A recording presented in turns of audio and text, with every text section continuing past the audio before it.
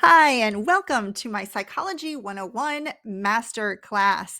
In this series of free courses, I am going to give you an introduction to humans and help you earn your psych degree in just a few short classes. We are going to cover an introduction to humans and psychology and also go over some specific theories of motivation as they pertain to small business owners and your brand strategy. I am Janelle Botts. I am the owner of Janelle Botts Brand Strategy. I am a brand specialist and I help solo business owners like you elevate your brand so that you can start doing it on purpose to connect with all the right people. First off, we are going to get into an introduction to humans. I'm going to give you the quick down and dirty so that you can understand people on a very basic level. The essence of psychology is to study human behavior and mental processes. There are many different perspectives of psychology and different approaches to how humans behave, make decisions, and interact with their environments. But at its core, psychology is a people centered discipline. Psychology helps us understand how people behave and how we react to stimuluses and how we process experiences. This is essential to us brand owners because we are dealing with, wait for it, people. Also, as we personify our brands and we're interacting with people, we need to really understand what it is that motivates them, what drives them, and what they're motivated for. So in this lesson, we're going to talk about the 6 different perspectives of psychology. First off is the behaviorism approach. You've probably heard of behaviorism through B.F. Skinner or Pavlov's dog. Basically, the behavior perspective is concerned with how stimuli affects observable behavior or how it contributes to a response. If you think of Pavlov's dog, where he conditioned a dog to start drooling at the sound of a bell, we call that classical conditioning, and it involves learning by association.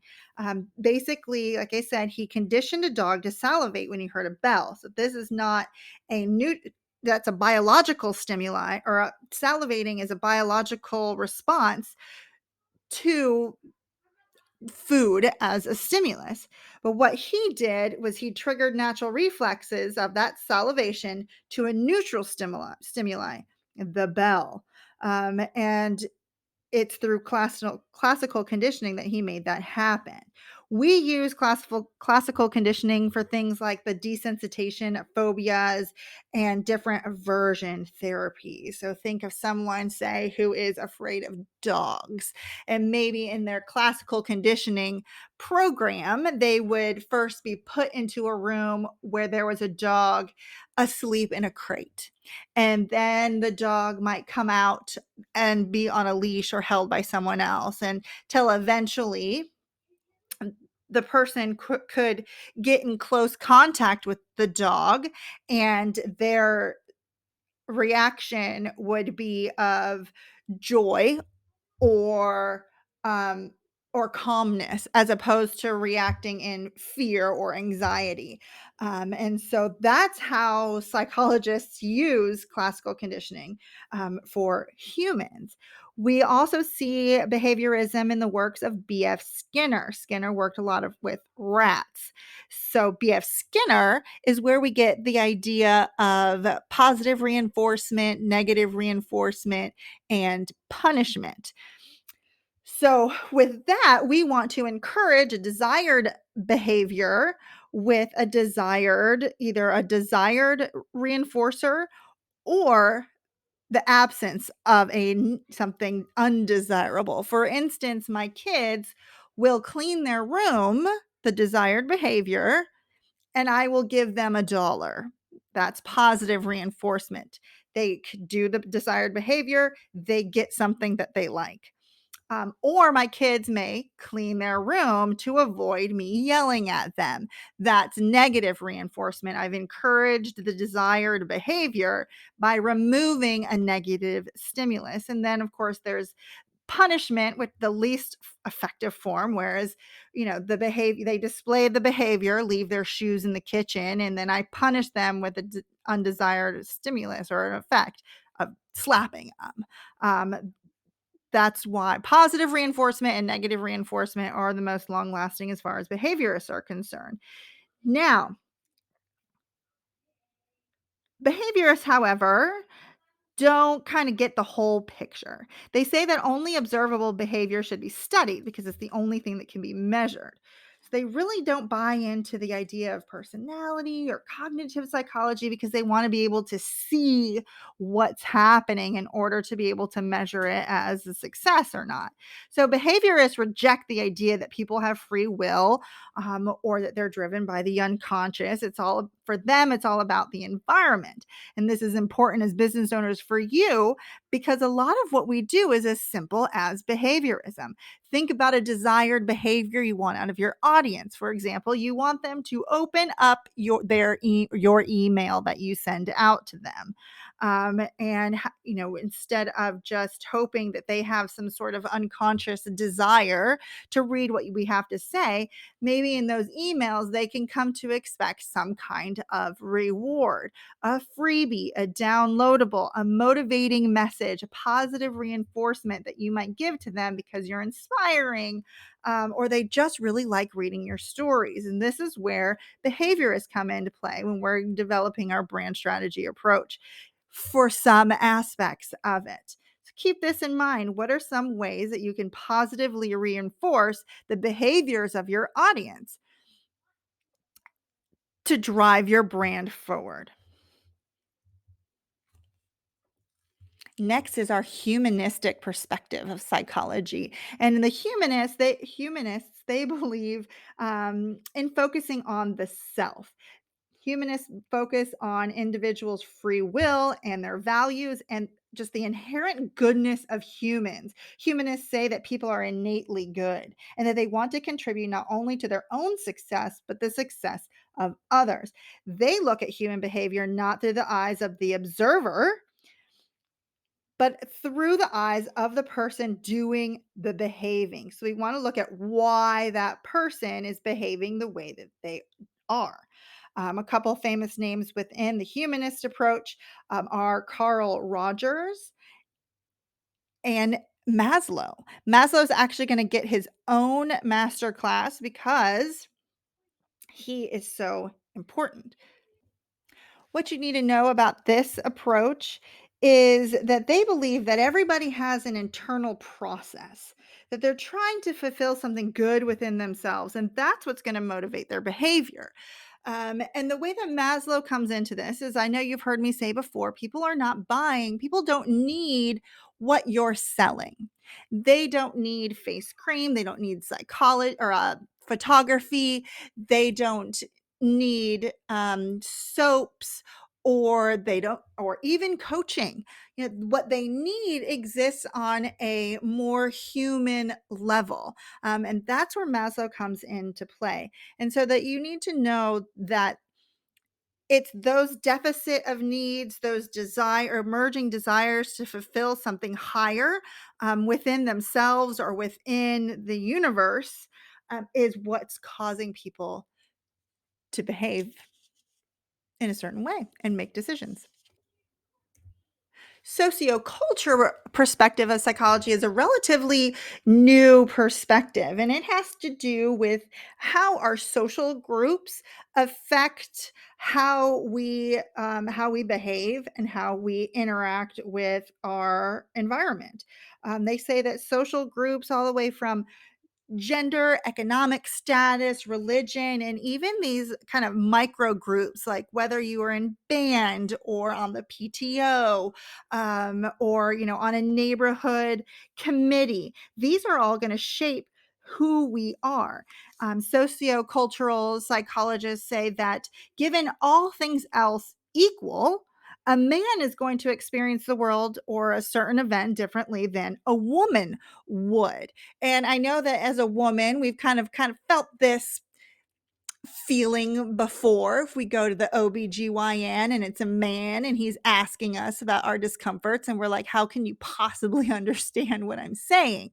And this kind of applies to other thing, like how can the cheerleader really understand or experience the same situation as the band nerd? Now, of course, we've got a lot of groups that we are involved with that influence this. And as a business owner, um, this is important because if you are trying to reach different sociocultural groups, you'll need to understand that they're going to experience your messaging. They're going to be experiencing your services, your events from a different perspective. If your own, it's why we see a lot of women entrepreneurs serving other women. It's because we come from the same perspective. We relate to them a lot better, in a very similar way. It's easier to gain their trust because we just inherently get this. And so keep that in mind as you're opening up your brand to different groups or as you're tailoring your messaging based off of who you're talking to, that those social groups are going to have a big impact on how they perceive and interact with your brand. Oh, the psychodynamic perspective of psychology. This is where it starts to get juicy because we're going to start talking about Freud and the libido and the conscious and the unconscious. So, at the core of the psychodynamic movement is that our childhood has a significant impact on our behaviors in our adult years. The psychodynamic psychology is all about human functioning and interaction and internal drives and forces within our own person. He says that we are driven from this unconscious part of our existence. And that's where we have more of an emotional relationship with our environment and the stimuluses. However, language doesn't live in the unconscious. And so, how the psychodynamic perspective plays into branding is that as a business, as a brand, we want to reach people on an emotional level. Of course, we understand that reaching people at an emotional level builds a stronger connection. It allows for trust to enter into the relationship. The problem is that decision making, communication, none of that exists in that unconscious emotional part of the brain, a part of our existence. So we've got to come up with some way to bridge that, to bridge this emotional connection and bring it to a place where we can communicate, where they can enter into a cognitive, conscious decision making cycle. And that's where Jung's brand archetypes come into. And Jung also, just like Maslow, gets his own mini course, which we're going to talk about Jung's idea of the collective unconscious and brand archetypes and how we can integrate that into our relationship with our audience. Cognitive psychology is also a newer part of the psychology perspectives. It kind of evolved in the 50s when computers and computer processing kind of came within our mainstream of cultures. And that's how cognitive psychologists view the human existence, much like a computer process. Cognitive psychologists believe that we need to understand the processes going on in the background in our minds to truly understand what causes people to act or to behave, what motivates them, that it all kind of takes place within these mental processes. Cognitive psychologists is kind of are very close to behaviorists, except that they're not interested in necessarily an observable behavior, except they view it as a very scientific, measurable process. It still focuses on the processing, the organizing of the story, and the retrieving of the information. Cognitive psychology is probably what you think of when you think of psychology because it does touch on all the other perspectives, except it's really aligned with the idea of computer processing, and in fact, it shares a lot of the language with that computer culture. Um,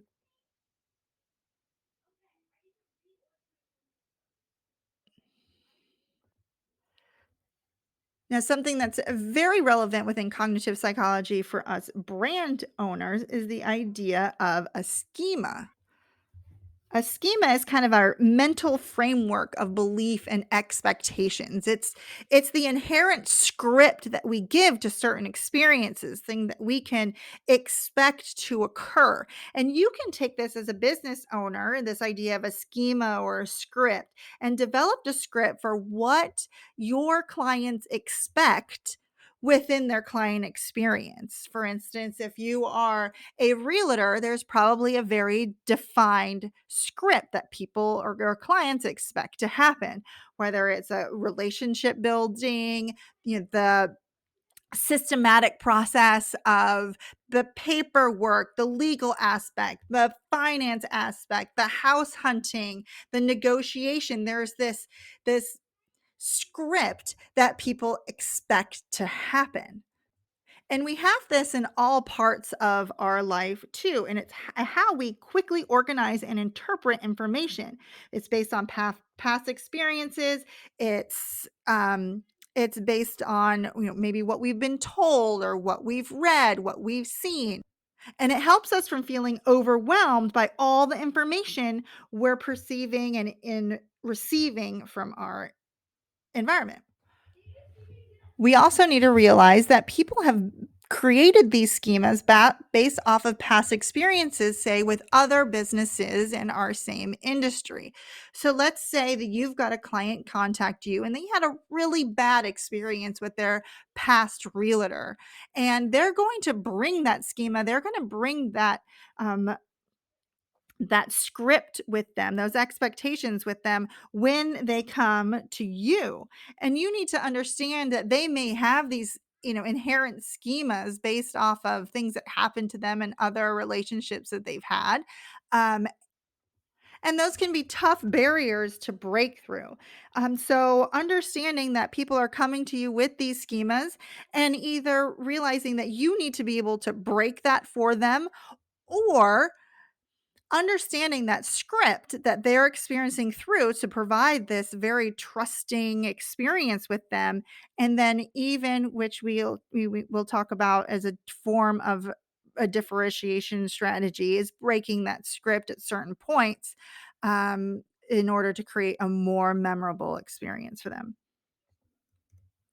The final perspective of psychology is biological, and you might think of more of this as psychiatry rather than psychology. And this focuses on the physiological aspect of psychology and the role that our genetics and our biology play in our thoughts, our feelings, our behavior. Biological psychology says that there is a real effect on the biology of the body, and we see a lot of treatments that involve medications. And there is a whole discussion on, you know, the validity of using medications to treat the symptoms and whatnot, which this isn't what that course is about. But I needed to complete the list with the 6 different perspectives. And so, really, as a brand owner, you need to understand that we can influence a lot of the environment that our audience and our clients come into as well they're experiencing our brand. But there is an also a biological aspect to some people, and or to all people. We all have a biological aspect to our genetic makeup, the chemical balances within our body that does play a part in how we interact with our environment. So that concludes your intro to humans. This is important, of course, because we are foremost as businesses communicating with other human beings and understanding how they're going to be interacting with their environment, and how we can influence their experience within our environment, can help us with effective communication, creating different experiences, and ways that we reach them. There are 3 other courses within this free series, and that's where we dig into Maslow's hierarchy of needs, Carl Jung's archetypes, and I'm also going to touch on Aristotle's principles of motivation. Now, of course, Aristotle was a philosopher, not a psychologist, but he's got a very interesting take on the principles of motivation. And we're going to talk about that in relation to your calls to action within your messaging. I hope you enjoyed today's course. That was a 20-minute psych degree. Can't wait to see you at the next course.